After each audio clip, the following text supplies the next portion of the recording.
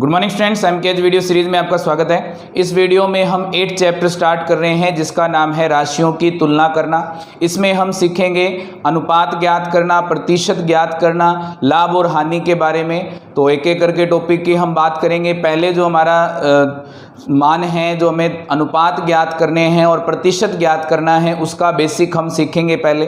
तो बेसिक के लिए सबसे पहले हमें ये ध्यान होना चाहिए कि एक इकाई को जब हम दूसरी इकाई में बदलते हैं तो उसे गुणा करना है या भाग करना है, और किस संख्या से गुणा या भाग करना है। और छोटी इकाई को बदलते हैं बड़ी इकाई में तो क्या होता है, बड़ी इकाई को छोटी इकाई में बदलते हैं तो क्या होता है, क्योंकि जब हम अनुपात ज्ञात करेंगे तो अनुपात हम एक जैसी इकाइयों का ही निकाल पाएंगे, अलग अलग इकाइयों का हम अनुपात नहीं निकाल पाएंगे। हमें जो दो अलग अलग इकाइयों में मान दिए होंगे उन्हें हमें एक इकाई में बदलना पड़ेगा। तो सबसे पहले हम देखते हैं कि जो इकाइयां हैं उनको बदलने के लिए हमें गुणा करना होता है या भाग करना होता है, और किससे गुणा या भाग करना होता है। तो पहले हम बात कर रहे हैं लंबाई या दूरी के बारे में।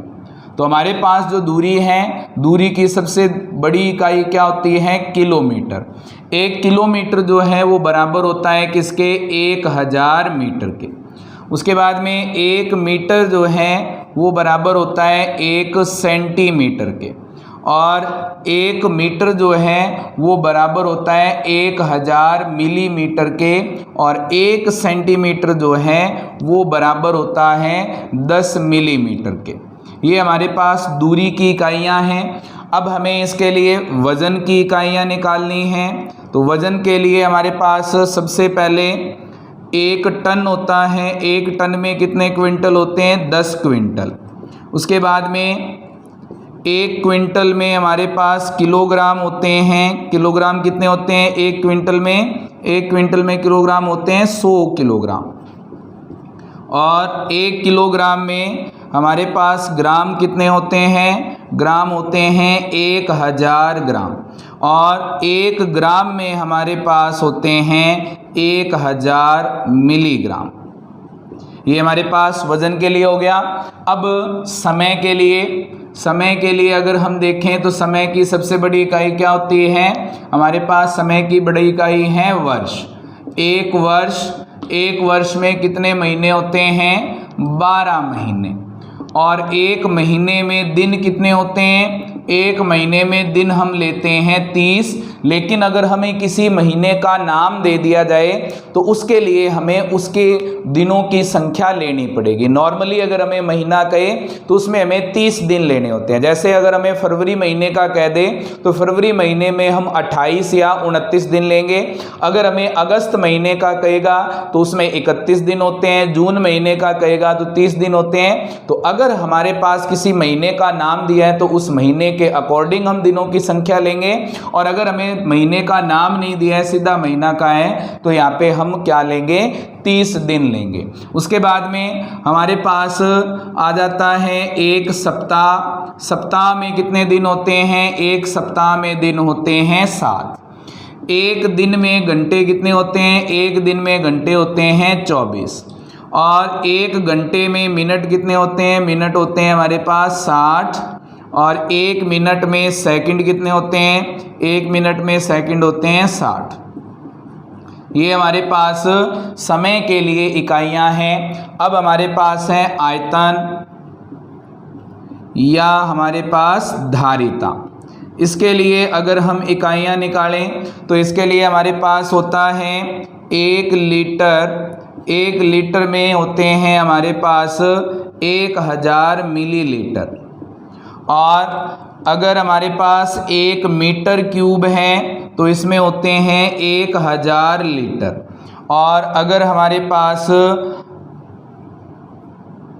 1 लीटर है तो ये होता है 1000 सेंटीमीटर क्यूब। तो ये हमारे पास कुछ इकाइयां हैं जिनके आधार पर हमें अनुपात ज्ञात करना है एक जैसी इकाइयों में बदलने के लिए। अब एक जैसी जब इकाइयों में हम बदलते हैं तो जब हम छोटी इकाई को बड़ी इकाई में बदलेंगे तो भाग करेंगे, और बड़ी इकाई को जब हम छोटी इकाई में बदलेंगे तो गुणा करेंगे। तो हमें ये ध्यान रखना है कि जब हम छोटी इकाई को बड़ी इकाई में बदल रहे हैं तो भाग किया जाएगा, और बड़ी इकाई को छोटी इकाई में बदलना है तो गुणा किया जाएगा। तो इसके लिए हमें किससे गुणा और भाग करना है, वो जो इसमें संबंध दिया है उससे हमें गुणा और भाग करना है। यहाँ पे हमारे पास जैसे 1 किलोमीटर को हमें बदलना है मीटर में, तो किलोमीटर बड़ी इकाई है, मीटर है छोटी इकाई। तो जब बड़ी इकाई को छोटी इकाई में बदलते हैं तो इस संख्या से क्या कर देंगे, हम इसे गुणा कर देंगे। और अगर हमें मीटर को किलोमीटर में बदलना है तो इसी संख्या से हम क्या कर देंगे, भाग कर देंगे। इसी तरह से हमारे पास अगर हमारे पास क्विंटल है उसे टन में बदलना है तो 10 का हम भाग करेंगे, और अगर टन को क्विंटल में बदलना है तो उसके लिए हम 10 से गुणा करेंगे। तो इनके आधार पर हम एक जैसी इकाइयों में बदल के इनका हम अनुपात निकाल सकते हैं। फिर हमें प्रतिशत निकालना है।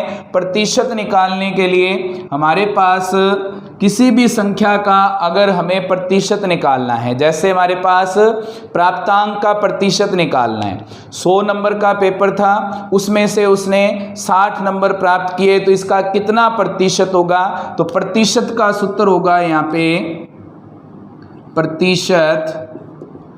यहाँ पे प्राप्तांक के लिए निकालेंगे तो प्राप्तांक बटा में कुल गुणा में हमारे पास क्या आ जाएगा, 100। यहाँ पे प्राप्तांक है तो प्राप्तांक आ जाएगा, किसी संख्या के लिए पूछा है तो वो संख्या आ जाएगी, और बटा में हमारे पास कुल मान आ जाएगा जिसमें से वो उसने प्राप्त किया है, और गुणा में क्या लगा देंगे, 100। तो ये क्या बन जाएगा, प्रतिशत में बदल जाएगा। अब इसके बेस पर हम 8.1 प्रश्नावली को हल करेंगे।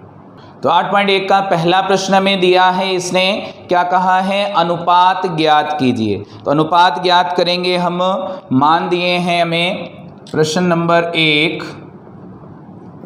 अनुपात ज्ञात कीजिए।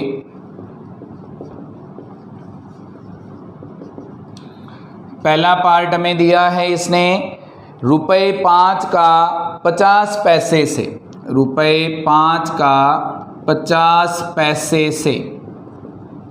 तो इनका अनुपात ज्ञात करने के लिए हमारे पास जो संख्याएं दी हैं वो क्या दी हैं, 5 रुपये और 50 पैसे।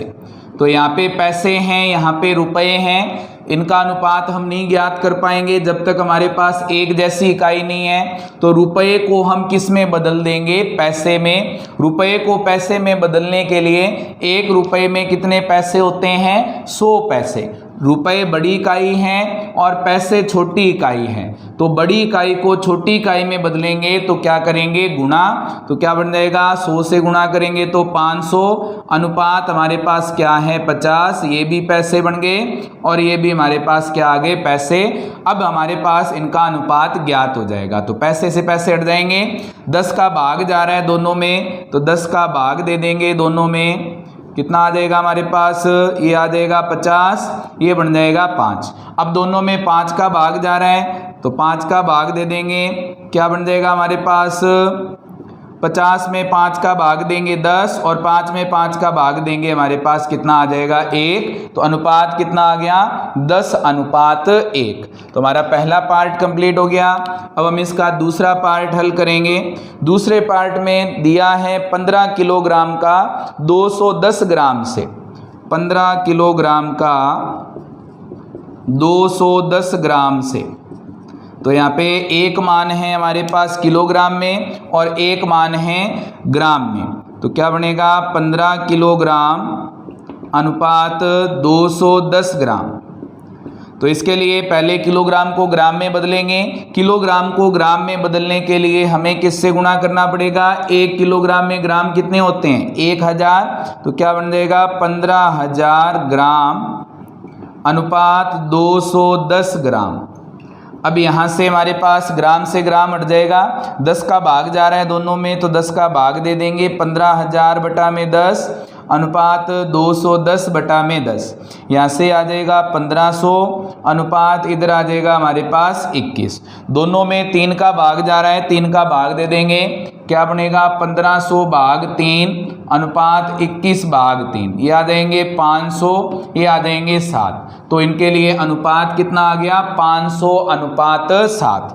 तो बी पार्ट हमारा कंप्लीट हो गया। अब हम इसका तीसरा पार्ट करेंगे, सी पार्ट। 9 मीटर का 27 सेंटीमीटर से, सी पार्ट में कहा है 9 मीटर का हमें अनुपात ज्ञात करना है 27 सेंटीमीटर से। क्या बनेगा, अनुपात ज्ञात करेंगे तो 9 मीटर और 27 सेंटीमीटर, एक जैसी इकाई में बदलना पड़ेगा। 1 मीटर में कितने सेंटीमीटर होते हैं 100 सेंटीमीटर, तो इससे 100 से गुणा कर देंगे, क्या आ जाएगा 900। अनुपात 27 ये सेंटीमीटर में बदल गया, ये पहले से ही सेंटीमीटर में था, सेंटीमीटर से सेंटीमीटर हट जाएगा। दोनों में भाग किसका जा रहा है, दोनों में भाग जा रहा है 9 का, तो 900 में 9 का भाग दे देंगे और 27 में भी 9 का भाग दे देंगे। कितना आएगा 100 अनुपात 3। तो इनके लिए अनुपात कितना आ गया 100 अनुपात 3। इसके बाद डी पार्ट है 30 दिनों का 36 घंटे से, 30 दिनों का 36 घंटों से क्या बनेगा हमारे पास 30 दिन अनुपात 36 घंटे। तो दिन को पहले हमें घंटे में बदलना पड़ेगा। एक दिन में कितने घंटे होते हैं, एक दिन में घंटे होते हैं हमारे पास 24, तो हम इसके लिए 30 गुणा 24 लिख देंगे। अनुपात में हमारे पास आ जाएगा 36, ये भी घंटे हैं और ये भी हमारे पास घंटे बन गए हैं। 24 को 30 से गुणा करेंगे 720, अनुपात हमारे पास कितना है 36। यहाँ से दोनों में भाग जा रहा है 36 का, भाग देंगे तो कितना बन जाएगा 720 बटा में 36 अनुपात 36 बटा में 36, ये आ जाएंगे 20, ये आ जाएगा 1। तो अनुपात कितना आ गया 20 अनुपात 1। तो हमारा जो पहला प्रश्न है वो कंप्लीट हो गया। अब हम इसका दूसरा प्रश्न हल करेंगे। दूसरा प्रश्न जो हमें दिया है उसे पहले हम लिखेंगे और ध्यान से पढ़ेंगे, उसके बाद हम उसे हल करेंगे। तो दूसरा प्रश्न क्या है हमारे पास, दूसरा प्रश्न है एक कंप्यूटर प्रयोगशाला में, प्रश्न नंबर 2, एक कंप्यूटर प्रयोगशाला में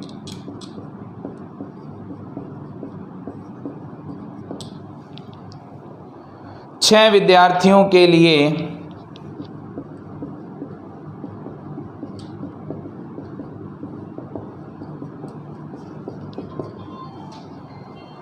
तीन कंप्यूटर होने चाहिए।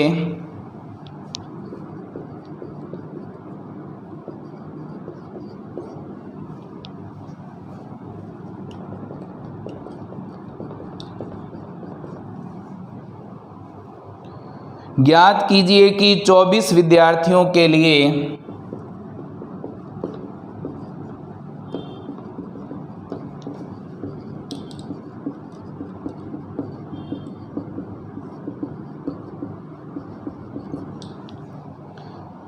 कितने कंप्यूटर की आवश्यकता होगी।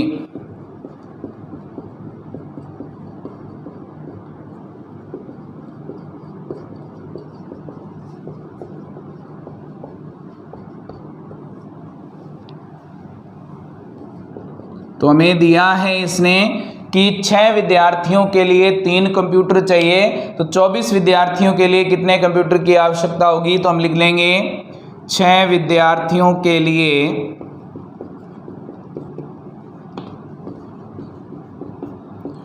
कंप्यूटर की आवश्यकता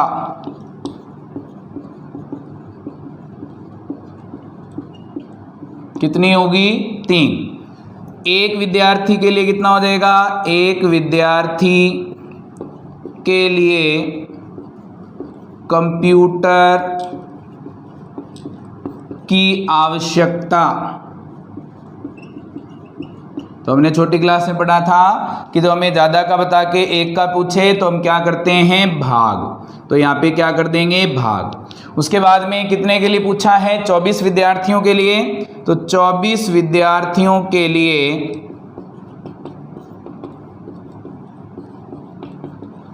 कंप्यूटर की आवश्यकता।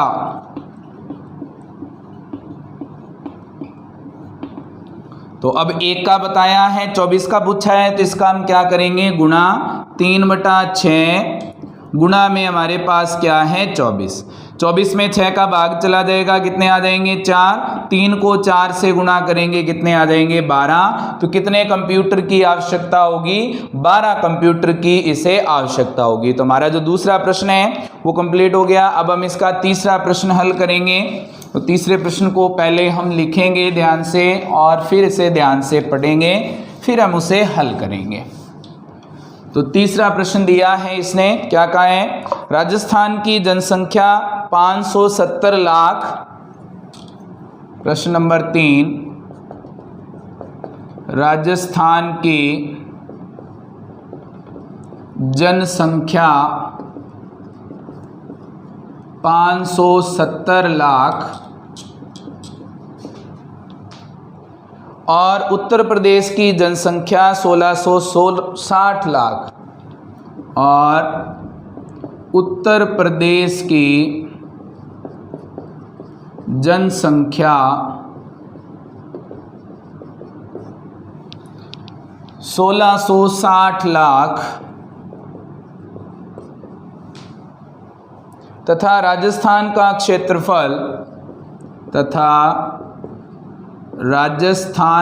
क्षेत्रफल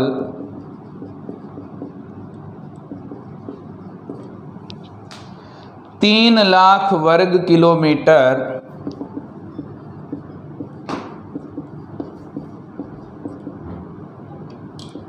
और उत्तर प्रदेश का क्षेत्रफल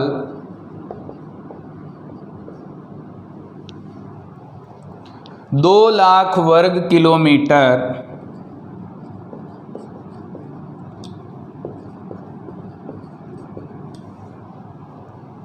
ज्ञात कीजिए कि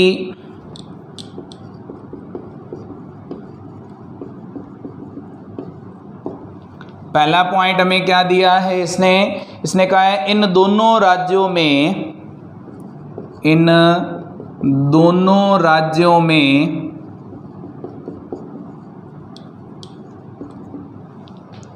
प्रति वर्ग किलोमीटर कितने व्यक्ति हैं, प्रति वर्ग किलोमीटर कितने व्यक्ति हैं।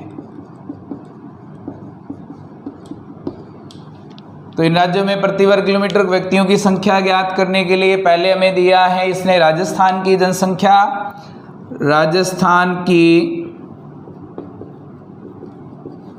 जनसंख्या है हमारे पास कितनी, 570 लाख और क्षेत्रफल कितना है इसका, क्षेत्रफल है हमारे पास 3 लाख वर्ग किलोमीटर।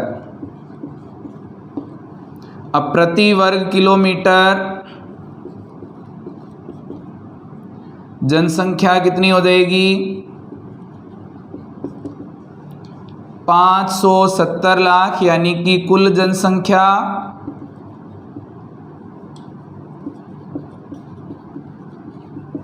बटा में कुल क्षेत्रफल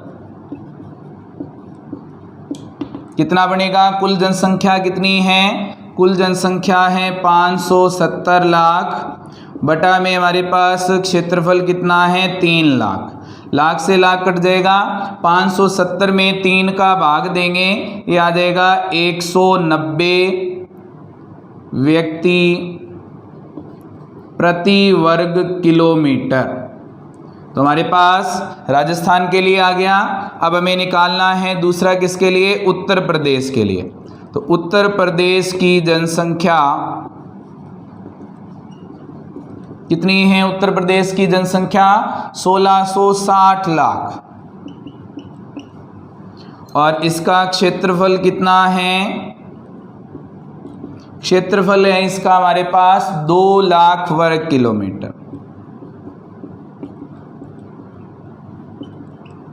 अब हमें इसके लिए ज्ञात करना है प्रति वर्ग किलोमीटर जनसंख्या, प्रति वर्ग किलोमीटर जनसंख्या, क्या बनेगा ये हमारे पास, क्या सूत्र बनेगा, कुल जनसंख्या बटा में कुल क्षेत्रफल। कुल जनसंख्या है 1660 लाख बटा में हमारे पास क्षेत्रफल कितना है 2 लाख।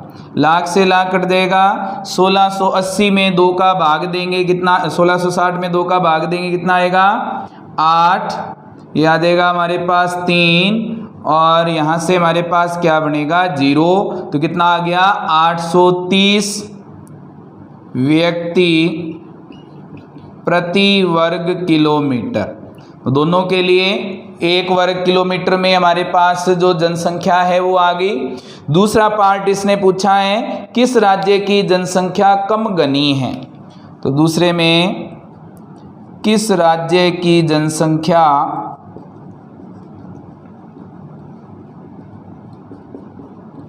कम घनी है। तो अगर हम देखें इन दोनों आंसर को तो राजस्थान में प्रति वर्ग किलोमीटर में कितने व्यक्ति रहते हैं 190 और जो उत्तर प्रदेश है उसमें कितने रहते हैं प्रति वर्ग किलोमीटर में 830।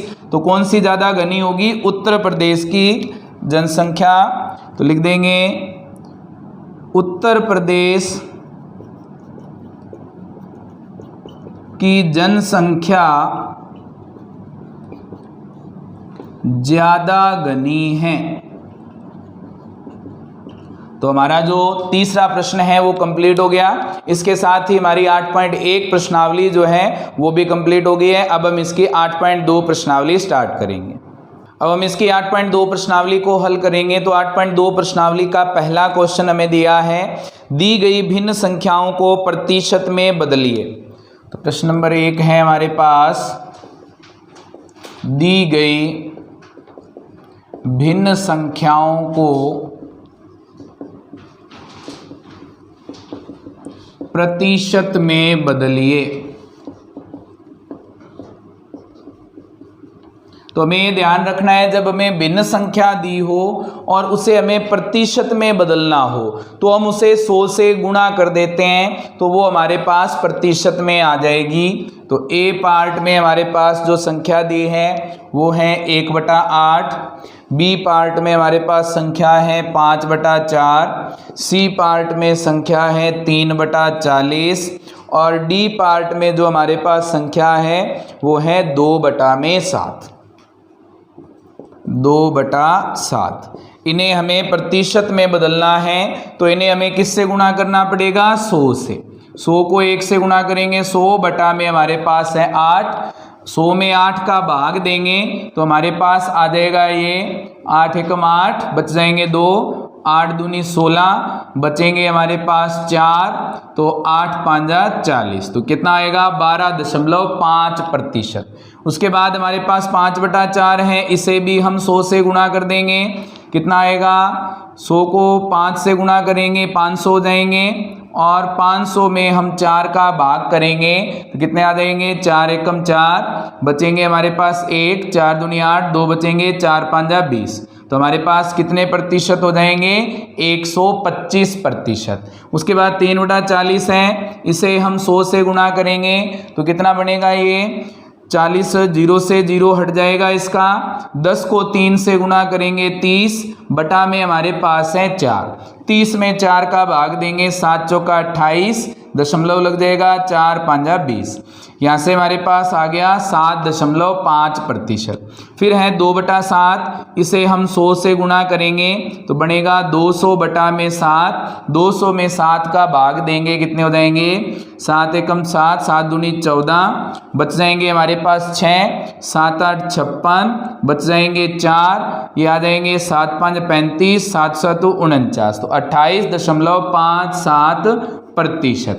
ये हमारा जो पहला प्रश्न है वो हल हो गया है। अब हम इसका दूसरा प्रश्न हल करेंगे।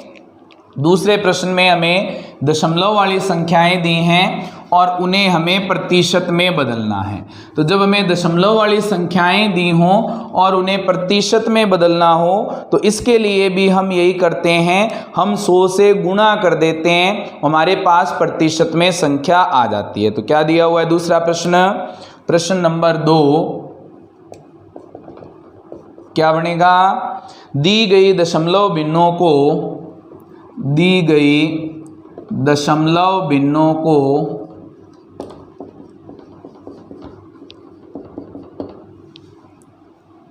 प्रतिशत में बदलिए, प्रतिशत में बदलिए।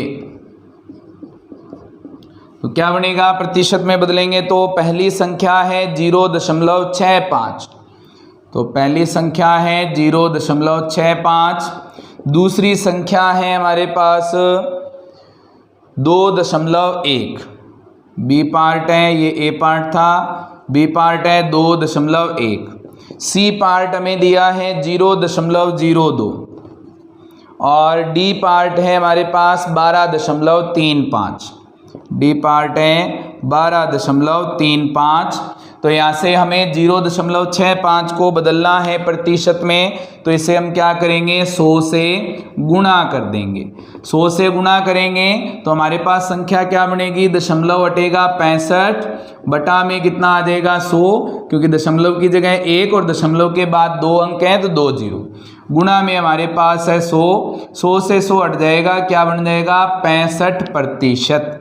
उसके बाद हमें गुणा करना है 2.1 को 100 से, तो यहाँ से दशमलव हटाएंगे 21 बटा में क्या आएगा 10, गुणा में हमारे पास कितना आ गया 100, 0 से 0 हट जाएगा, 10 को 21 से गुणा करेंगे 210%। उसके बाद है हमारे पास 0.02, इसे 100 से गुणा करेंगे कितना आएगा, दशमलव हटेगा 2 बटा में 100, गुणा में हमारे पास कितना है 100, 100 से 100 हट जाएगा, क्या बच जाएगा हमारे पास 2%।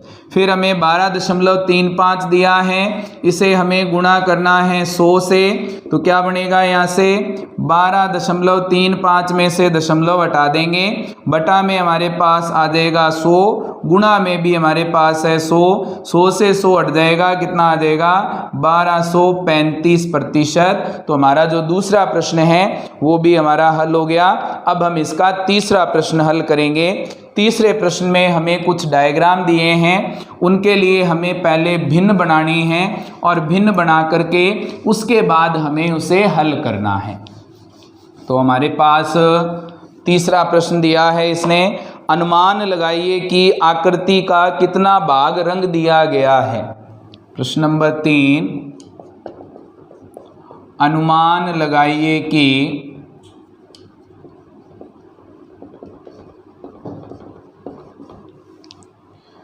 आकृति का कितना भाग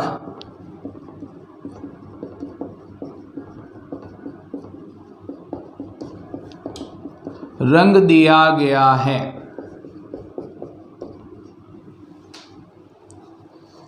और इस प्रकार ज्ञात कीजिए कि, और इस प्रकार ज्ञात कीजिए कि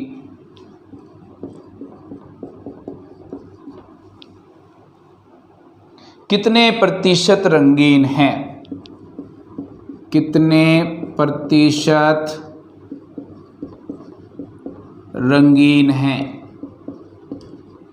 तो पहला पार्ट हमें इसके लिए दिया है इसने, वो है हमारे पास इस तरह का डायग्राम, इसमें इतना भाग इसका रंगा हुआ है। उसके बाद हमारे पास है दूसरा पार्ट, इसमें हमारे पास कुछ इस तरह से रंगा हुआ है।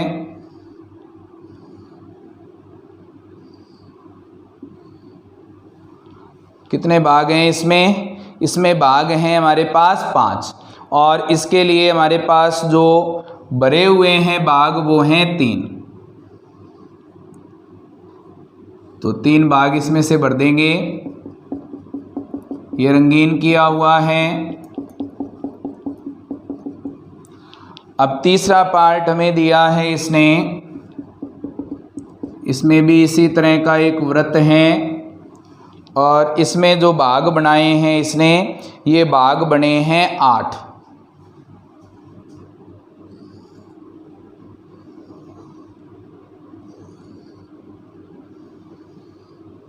इसमें से कितने रंगे हुए हैं इसने रंगे हुए हैं 3 भाग।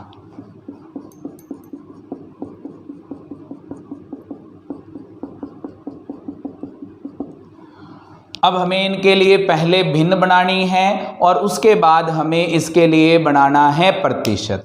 तो इसमें हमारा जो कौन सा भाग भरा हुआ है, इसमें भरा हुआ है 1/4 भाग। क्या आएगा इसका आंसर 1/4 भाग। और इसे जब हम प्रतिशत में बदलेंगे तो 1/4 को 100 से गुणा करेंगे, 100 में 4 का भाग जाएगा, कितना आ जाएगा 25%।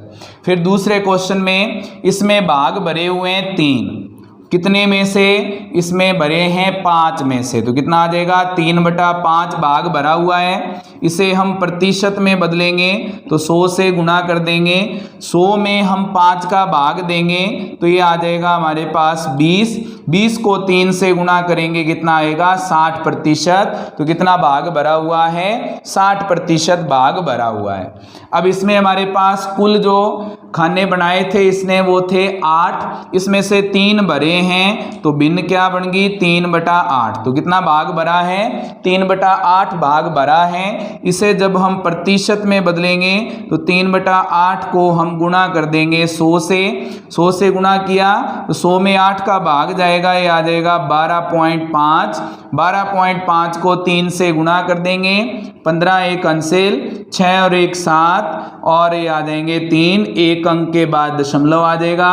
तो कितने प्रतिशत भाग भरा हुआ है 37.5% भाग भरा हुआ है। तो हमारा जो तीसरा क्वेश्चन है वो कंप्लीट हो गया। अब हम इसका चौथा क्वेश्चन हल करेंगे। चौथे क्वेश्चन में कुछ संख्याओं का हमें प्रतिशत निकालने के लिए दिया गया है, तो उन संख्याओं का हम प्रतिशत निकालेंगे। तो हमारे पास है चौथा क्वेश्चन, ज्ञात कीजिए 250 का 15%, 1 घंटे का 1%, 2500 का 20% और 1 किग्रा का 75%। तो हमारे पास दिया है इसने प्रश्न नंबर 4, ज्ञात कीजिए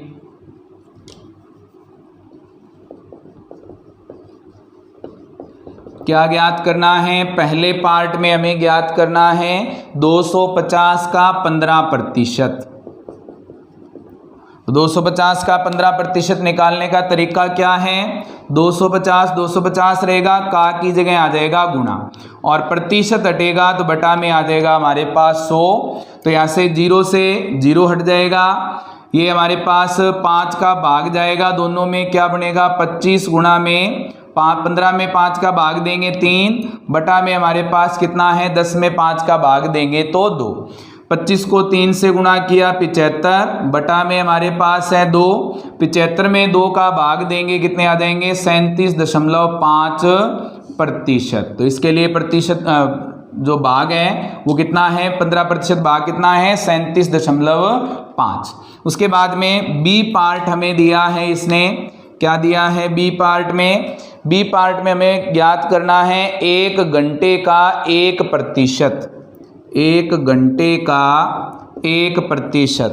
तो पहले हम 1 घंटे को किस में बदलेंगे मिनट में, तो 1 घंटा या 1 घंटे में कितने मिनट होते हैं 60 मिनट, 60 मिनट का 1% क्या बनेगा 60 गुणा में का की जगह क्या आ जाएगा गुणा और 1% हटाएंगे बटा में क्या आएगा 100। यहाँ से 0 से 0 हट जाएगा, क्या बनेगा 6 बटा में 10, 6 में 10 का भाग देंगे कितना आ जाएगा 0.6, ये किस में आया है मिनट में। उसके बाद में हमारे पास सी पार्ट है, सी पार्ट हम हल करेंगे। तो सी पार्ट में हमें दिया है, इसने क्या दिया है सी पार्ट में, सी पार्ट में हमारे पास है 2500 का 20%। तो 2500 का 20% कितना बनेगा 2500 का 20%, 2500 गुणा में 20% की जगह क्या आ जाएगा 100, 2 0 से 2 0 हट जाएगी, 25 को 20 से गुणा करेंगे आ जाएंगे हमारे पास 500। तो हमारा सी पार्ट हल हो गया। अब हम इसका डी पार्ट हल करेंगे। डी पार्ट में दिया है 1 किग्रा का 75%, 1 किग्रा का 75%। तो क्या बनेगा 1 किग्रा का 75%? 1 किग्रा को पहले हम ग्राम में बदल लेंगे। तो 1 किग्रा में कितने ग्राम होते हैं? 1000 ग्राम का 75% कितना बनेगा? 1000 गुणा में 75 बटा में 100। 2 जीरो से 2 जीरो हट जाएगी, कितना आ जाएगा? 750 ग्राम। ये हमारे पास इसका आंसर आ गया। तो हमारा जो चौथा प्रश्न है वो कंप्लीट हो गया। अब हम इसका 5वां प्रश्न हल करेंगे। तो 5वें प्रश्न में कुछ क्वेश्चन दिए हैं हमें, उसके आधार पे हमें इसे हल करना है। क्या दिया है क्वेश्चन?